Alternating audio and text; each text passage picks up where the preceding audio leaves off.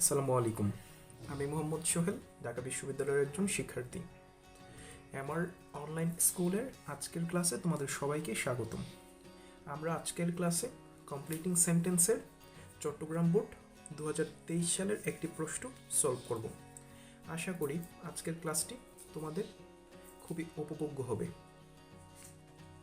প্রথম প্রশ্ন, a cobbler was happy to. Cobbler অর্থ হচ্ছে মুচি। এখানে এ কোবলার সাবজেক্ট, ওয়াজ হচ্ছে মেইন ভার্ব, হ্যাপি হচ্ছে অ্যাডজেক্টিভ, এবং এখানে টুকে আমরা প্রিপোজিশন বলতে পারি। আমরা জানি একটি বাক্যে সাবজেক্ট থাকবে, তারপর ভার্ব থাকবে, তার পরবর্তীতে যদি টু যুক্ত থাকে, হোক সেটা প্রিপোজিশন অথবা কনজাংশন, তার মানে পরবর্তী অংশে আমরা আর কোনো ফাইনাইট ভার্ব ইউজ করতে পারবো না। আমরা নন ফাইনাইট ভার্ব ইউজ করে বাক্যটা আমাদের পূরণ করতে হবে।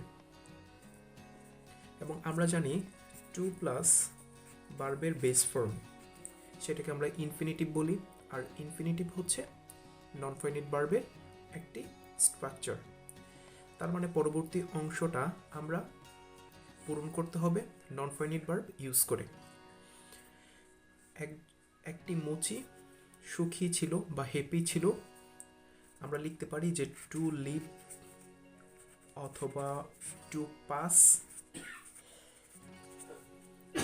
এ সিম্পল লাইফ।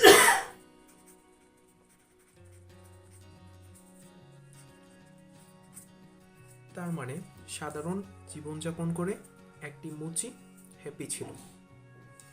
অর্থাৎ এই যে টু এর পরে আমরা ভার্বের বেস ফর্ম ব্যবহার করেছি, অর্থাৎ পরবর্তী অংশ পূরণ করার জন্য আমরা নন ফাইনাইট ভার্ব ইউজ করেছি।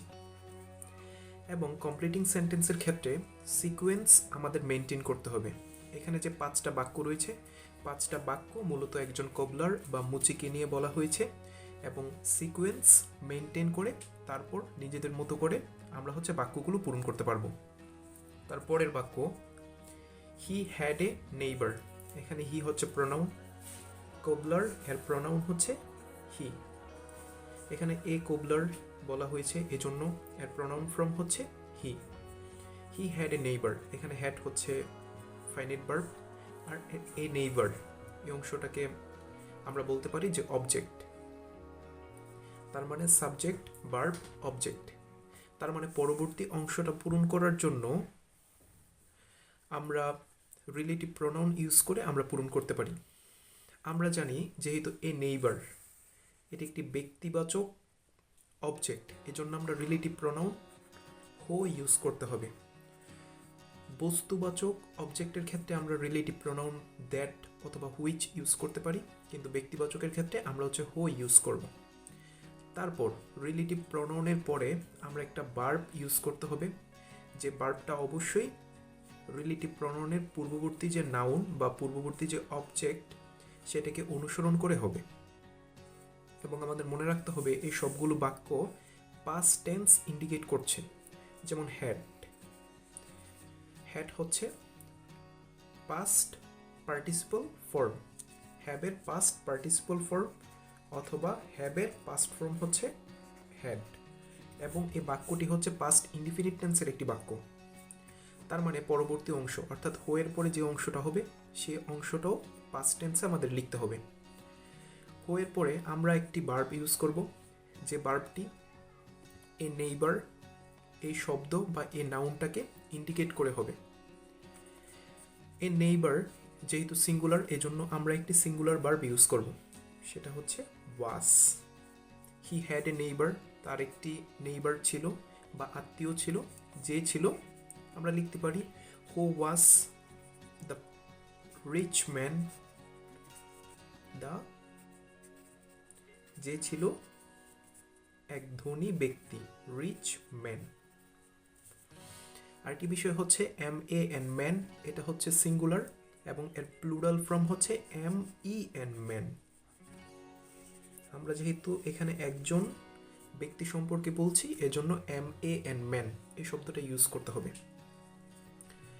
এবং এর রিলেটিভ প্রোনাউন ব্যবহার করে আমরা আমাদের ইচ্ছে মতো করে বাকি অংশটা পূরণ করতে পারবো। শুধু সিকোয়েন্সটা মেনটেন করতে হবে। পরবর্তী বাক্য, the neighbour wanted to help হিম। তার মানে পূর্ববর্তী সেন্টেন্সে যে নেইবার বা আত্মীয়ের কথা বলা হয়েছিল, ওই ব্যক্তি ওয়ান্টেড চাচ্ছিল, টু হেল্প হিম তাকে সাহায্য করতে চাচ্ছিল। এখানে হিম বলতে কোবলার মুচিকে বোঝাচ্ছে। বাই, বাই হচ্ছে এখানে প্রিপোজিশন। প্রিপোজিশনের পরে যে ভার্বটা বসবে সেই ভার্বের সাথে আইএনজি যুক্ত করতে হবে। প্রিপোজিশন প্লাস ভার্বের সাথে আইএনজি যুক্ত করতে হবে। এবং প্রিপোজিশনের পরে যদি কোনো ভার্ব বসে ভার্বের সাথে আইএনজি যুক্ত করে আমরা যদি এই অংশটা যদি পূরণ করি, তার মানে সেটাও হচ্ছে নন ফাইনিট ভার্ব হয়ে যাবে। তার মানে আমরা সিকোয়েন্স মেনটেন করে নিজেদের মতো করে অর্থ করে আমরা বাক্যগুলো পূরণ করতে পারবো। আমরা বলতে পারি, the neighbour wanted to help him. আত্মীয়টি এই মুচিকে সাহায্য করতে চেয়েছিল। ওয়ান্টেড এটাও কিন্তু পাস্ট টেন্স ইন্ডিকেট করছে, নির্দেশ করছে। বাই কিভাবে সাহায্য করতে চেয়েছিল, লিখতে পারি যে বাই গিভিং। গিভ হচ্ছে একটি ভার্ব যার সাথে হচ্ছে আমরা হচ্ছে আইএনজি যুক্ত করে দিতে হবে। তো আমরা লিখতে পারি GIVING, বাই গিভিং হিম, তাকে দিয়ে সাম মানি, তাকে কিছু সাহায্য করে। গিভিং হিম সাম মানি, সাম MONEY, তাকে কিছু টাকা দিয়ে আত্মীয়টি তাকে সাহায্য করতে চেয়েছিল। অথবা আমরা অন্যভাবেও বাক্যটা পূরণ করতে পারি, by giving him some wealth, কিছু সম্পদ দিয়ে তাকে সাহায্য করতে চেয়েছিল।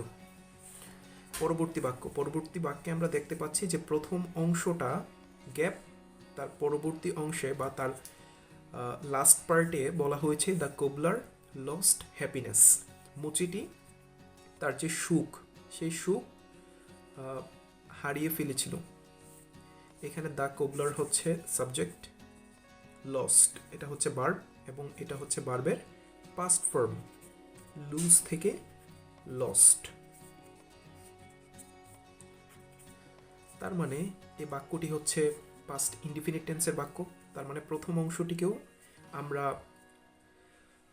পাস্ট ইনডিফিনিট টেন্সে লিখতে পারি, অথবা আমরা একটি ফ্রেজ বানিয়ে দিতে পারি।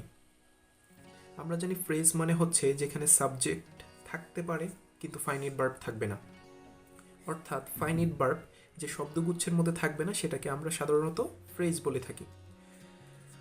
আর ফ্রেজ বানানোর ক্ষেত্রে নন ফাইনিট ভার্বের যে ইউজগুলো রয়েছে, অর্থাৎ ভার্বের সাথে আইএনজি যুক্ত করা, অথবা হচ্ছে ভার্বের সাথে টু যুক্ত করা, সেই স্ট্রাকচারগুলো ফলো করে আমরা এই বাক্যটাকে পূরণ করতে পারবো। এখন আমরা লিখতে পারি টু গেট দ্য মানি, অর্থাৎ টাকা পেয়ে, অথবা টু গেট দ্য ওয়েলথ সম্পদ পেয়ে। সম্পদ পেয়ে মুচিটি তার যে সুখ, সে সুখ হারিয়ে ফেলেছিল। তার মানে প্রথম অংশটিকে আমরা একটি ফ্রেজ করে দিলাম। এখানে গেট হচ্ছে ভার্ব, কিন্তু এই ভার্বটির আগে আমরা টু যুক্ত করে সেটাকে নন ফাইনিট করে দিয়েছি, এবং এই অংশটিতে বা এই শব্দগুচ্ছে আর কোনো ফাইনিট ভার্ব নেই। এজন্য আমরা বলতে পারি যে এই পুরো অংশটি হচ্ছে একটি ফ্রেজ, এবং এর পরবর্তী অংশটি হচ্ছে একটি ক্লোজ, যেখানে হচ্ছে একটি ফাইনিট ভার্ব লস্ট, এই ফাইনিট ভার্বটি রয়েছে। তার মানে প্রথম পার্টিতে আমরা একটি ফ্রেজ ইউজ করে খুব সহজেই বাক্যটিকে পূরণ করতে পারি। তার পরবর্তী এবং সর্বশেষ বাক্য, বাট ইফ। আমরা জানি কোনো বাক্যের মধ্যে ইফ থাকলে সেটি হয় কন্ডিশনাল সেন্টেন্স, আর কন্ডিশনাল সেন্টেন্সের ক্লাস আমি সর্বশেষ ক্লাসে আলোচনা করেছিলাম, কন্ডিশনাল সেন্টেন্স নিয়ে আলোচনা করেছিলাম।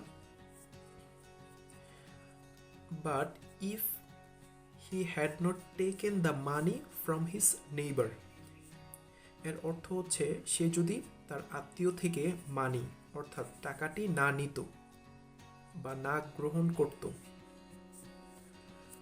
এটা কোন কন্ডিশনাল? এটা হচ্ছে থার্ড কন্ডিশনাল। কারণ কি, এই যে ইফ তারপরের যে অংশটা হি হ্যাড নট টেকেন, এটা হচ্ছে পাস্ট পারফেক্ট টেন্স।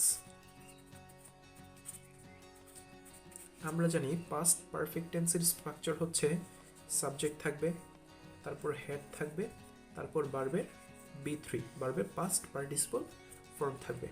তার মানে ইফ যুক্ত অংশটি যদি পাস্ট পারফেক্ট টেন্স হয়, সেটাকে আমরা থার্ড কন্ডিশনাল বলি। আর থার্ড কন্ডিশনালের ক্ষেত্রে পরবর্তী অংশে আমরা সাবজেক্ট ইউজ করি, তারপর হচ্ছে উড, কুড, মাইট যে কোনো একটি মডাল ভার্ব ইউজ করি, তারপর হ্যাভ ইউজ করি, তারপর B3 ভার্বের পাস্ট পার্টিসিপল ফর্ম ইউজ করে বাক্যটিকে পূরণ করি। তার মানে এখানেও আমরা সেম থার্ড কন্ডিশনের নিয়মটি ইউজ করতে পারবো। But if he had not taken the money from his neighbour, আমরা লিখতে পারি যে হি উড হ্যাভ, তারপর একটি ফাইনাইট ভার্ব আমাদের ইউজ করতে হবে বা মেইন ভার্ব ইউজ করতে হবে। আমরা লিখতে পারি এখানে হচ্ছে আমরা লিড এই ভার্বটি ইউজ করতে পারি, এবং লিডের পাস্ট পার্টিসিপল ফর্ম হচ্ছে led. He would have led a happy life. তার মানে বাক্যটির অর্থ হচ্ছে, যদি সে তার নেইবার অর্থাৎ আত্মীয় থেকে টাকাটি গ্রহণ না করত, তাহলে সে একটি সুখী জীবনযাপন করতে পারত। এবং আমি গত ক্লাসে বলেছিলাম যে সেকেন্ড কন্ডিশনাল এবং থার্ড কন্ডিশনাল অবাস্তব বা কাল্পনিক বিষয়কে বোঝায়, যেটা বাস্তবে কখনোই সম্ভব না। প্রিয় শিক্ষার্থীরা, আশা করি আজকের ক্লাসটি তোমাদের ভালো লেগেছে। সুতরাং পরবর্তী ক্লাসগুলো করার জন্য আমন্ত্রণ রইল। আশা করি তোমরা আমার অনলাইন স্কুলের সাথেই থাকবে।